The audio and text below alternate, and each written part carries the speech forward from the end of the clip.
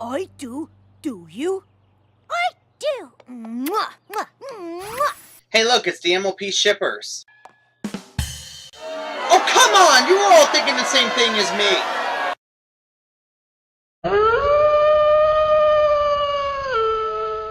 Hello everyone, I'm Keen947, aka Wolfkeen, and welcome to another edition of my My Little Pony Vlogs for Season 2.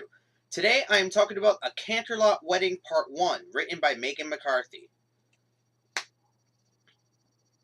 This finale is very conflicted within the fandom in some cases. When it first came out, a lot of people loved this finale, and a lot of people defended this finale. But as time has progressed, people had, the hype has died down, and now people are coming up with a lot of complaints towards the episode, and other things like that. If you want two good examples of people either defending this episode or going against this episode, I'm going to leave two links down below.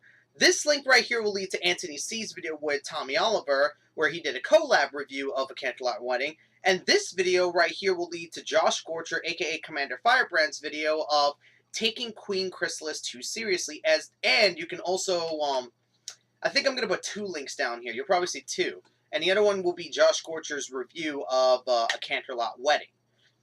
So, go ahead and check those videos out, because they both make very good points and opinions on the subject.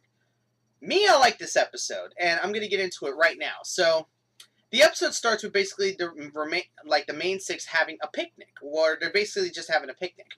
Spike comes to see Twilight, and then Twilight gets a letter basically talking about a wedding that's going to be happening in Canterlot pretty soon. And she wants her friends to basically help out in the wedding. She wants Rarity to do the dresses, Fluttershy to have the songbirds do a song, Rainbow Dash to do a sonic rainboom, Applejack to do the cooking, Pinkie Pie to do the preparation, and Twilight to be, the best mare at the wedding. However, there is one problem. Who's getting married?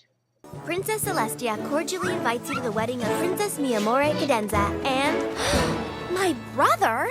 Wait, what? My brother? Hold it! Hold it for a second. Twilight has a brother? Huh? This is one of the problems that people bring up in the episode, and I could see why. Twilight having any kind of relatives has never been established in any point in the story. In Season 1, especially in Cutie Mark Chronicles, Twilight has been shown to be an only child, and throughout most of the season, throughout most of the episodes, she's been shown to be an only child. Now, all of a sudden, Twilight has a brother, and he's getting married. I'm sorry to say, but this one feels like that they've dropped it like out of nowhere. Like, this concept, they just dropped it out of nowhere. And I'm going to be honest, this is one of the glaring points, because no one knew who Twilight's brother was until we finally met him in the episode. So we move along to head to Canterlot, where Twilight and the others are basically getting their preparations set up. Twilight goes to meet her brother, Shining Armor. And Twilight gets understandably upset at Shining Armor because he didn't tell her anything about the wedding or anything like that.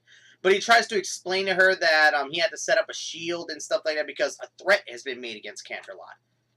That's a half and half thing. I could somewhat see this being a good reason, but I can also see this being a bad reason. I guess it depends on your own personal perception.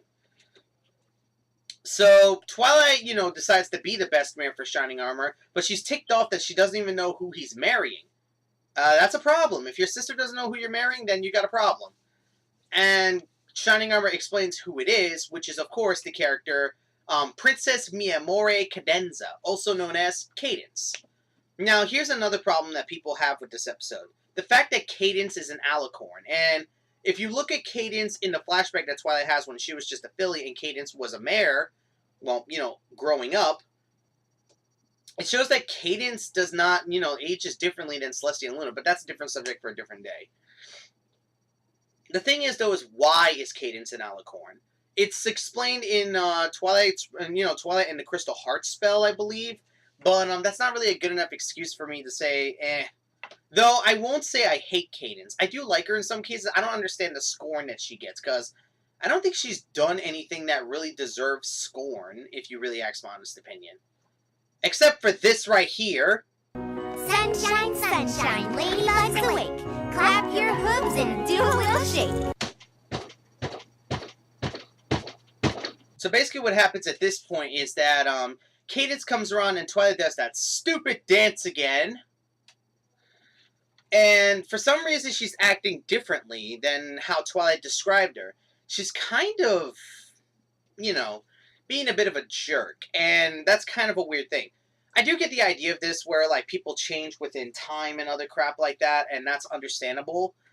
But it's not really explained very well. So we basically see Twilight checking the preparations and stuff like that, and we see Cadence becoming more and more of an a-hole, if you ask my opinion. She tells Applejack how much she loves the hors d'oeuvres, and then she throws them in the trash. Then she pretty much works Rarity to the bone in many cases. Then, of course, she insults Pinkie Pie's party planning, even though Pinkie Pie really didn't see it that way. And we pretty much just go through more and more events of Twilight just seeing all of this. Then Twilight goes to her friends and tries to say that Cadence is being the worst ever, and they're all being like, no, not really, she's being cool. And I'm sorry to say, but I really would think they would be open their eyes in some cases. Like when Twilight tells Applejack, do you know that when Cadence said she love your hors d'oeuvres, she threw them in the trash? And then Applejack just says, oh, she was probably just trying to spare my feelings. Applejack, that's the greatest insult to a chef ever. Do you not realize that? I mean, seriously. Though, of course, throughout this scene, her friends don't really see Cadence being that mean. And Rarity does bring up a good point. Maybe Cadence's bad attitude is the stress of, premarital nerves. That's very viable. I mean, think about it. Think about it. If you're planning a wedding and you're doing it by yourself in many cases, you're going to get stressed out because you can only imagine how much work Shining Armor is doing to protect the, Canterlot. So you can only imagine the amount of stress Cadence is, at right now. And, of course, Twilight's friends say that she's probably being a little possessive of her brother. Yeah, from the way Twilight's making herself out, it does make her out to be possessive. So she tries to talk to Shining Armor, privately, but unfortunately Cadence is around. Cadence is not okay with Shining Armor wearing this outfit that belonged to his favorite uncle. And then, for some reason, he starts having a migraine. Okay, he had the same head pain at the beginning of the episode as well, so... Then we see Cadence use, some weird magic on him. I don't know what it... we didn't know what it is at the time. Twilight, at this point, decides that Cadence is downright evil. So she tries to go to her friends, who... Cadence has decided to make them the new flower... the new bridesmaids. Because, apparently, the old bridesmaids... They... she got rid of the old bridesmaids. We find out why a little later. So Twilight figures that she's on her own at this point. The very next day is the wedding rehearsals, and... when Twilight is supposed to come around for the wedding rehearsals, pretty much what happens at this point is that Twilight comes right out and says, I'm not going to stand by her, and neither should you. And even tries to say, Cadence is evil. Twilight, you do realize what you're doing, right? Here's the thing. I can understand you declaring someone to be an evil character or something like that, or to be wrong in many cases, but there's one problem. You've got no proof! I know what someone's about to say, oh, but we saw what Cadence did. Seeing is only one thing. And think about it, Twilight is the only witness. And think about it, her friends think she's being possessive. So who are they going to believe? Her friends who think Twilight is being possessive, or Twilight who they think is being paranoid? In many cases, there really is no proof that Cadence is evil, or, any of the sort. She ends up insulting Cadence to a point where, she talks about what Cadence has done, and basically causes Cadence to run out crying, which, of course, pisses off Shining Armor. Right here, Shining Armor gets really, really, really pissed off, and explains why he's been acting the way he's been acting. He said that because of him having to raise the shield spell, he's been having terrible migraines. So Cadence has been using her magic to heal him. That's what we saw earlier on. Explained. Then, of course, she said, the reason why she got rid of the bridesmaids is because they wanted to meet Canterlot royals. Justifiable. Because there are some people who will get into anything just to be a part of a group or anything like that. Like the video I did about, YouTubers only getting into YouTube to be famous or to join certain groups. And then, of course, he said, if, she's being so short-fused and, mean with your friends, is because with me being so busy, she's had to plan everything out for the wedding. And that's a very That, again, very, very viable. And then, of course, just listen to this scene right here. She's completely stressed out because it's really important to her that our big day be perfect. Something that obviously wasn't important to you. And you can forget about being my best mare. In fact, if I were you, I wouldn't show up to the wedding at all. Whoa. That was harsh. Well, it couldn't get any worse, could it?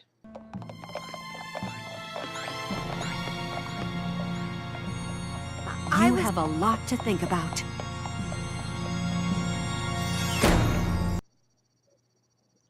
Holy fucking shit.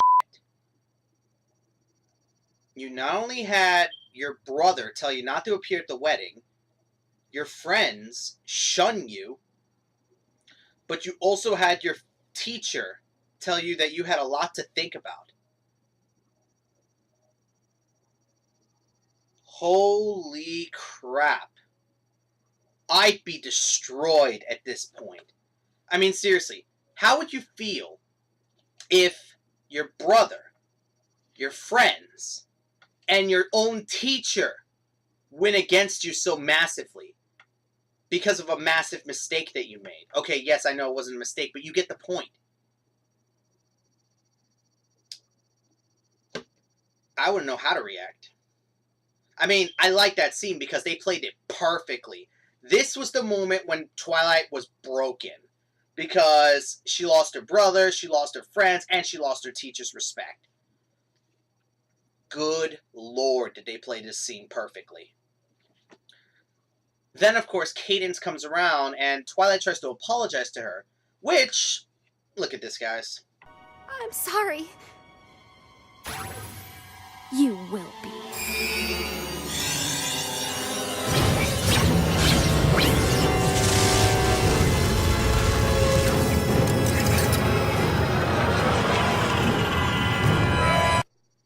Wow. I did not see that coming. No, I'm being honest, guys. When I first saw this episode, I did not see that coming. I thought they were going the route of, she changed over time. I didn't think she would be downright evil. Like, that was a change that I did not expect. When I first saw this episode, I was like, oh, God, it's going to be a wedding. I don't know if I want to watch this. But then when I saw this ending, this cliffhanger was perfect. Because after Twilight is sent down in a burning ring of fire, basically, it ends right there with the to be continued. Masterfully played cliffhanger, if you ask my honest opinion. That's how you do a cliffhanger perfectly, if you ask me. And if you ask me, this episode it still holds up. Okay, fine. The first maybe 10 minutes it falls apart in many cases because of Cadence and Shining Armor, but we can all agree that it was masterfully played, Cadence's plan in many cases. I do love, the reasoning Shining Armor brought out why Cadence is acting the way she's acting, why she did what she did. And I love the cliffhanger because then it makes us out like, oh my god, what's about to happen next? This was masterfully played, this episode. Though, like I said, at the beginning it suffers a little bit, but it picks up near the end, which is good. It picks up near the end. And it definitely picks up by the time the second part comes out. So, all in all, A Canterlot Wedding Part 1, this was a pretty good start for the two-parter. So, we'll just have to see what Part 2 is going to do. So, that'll be the next video, guys. So, until next time, I'm Keen47, aka Wolfkeen.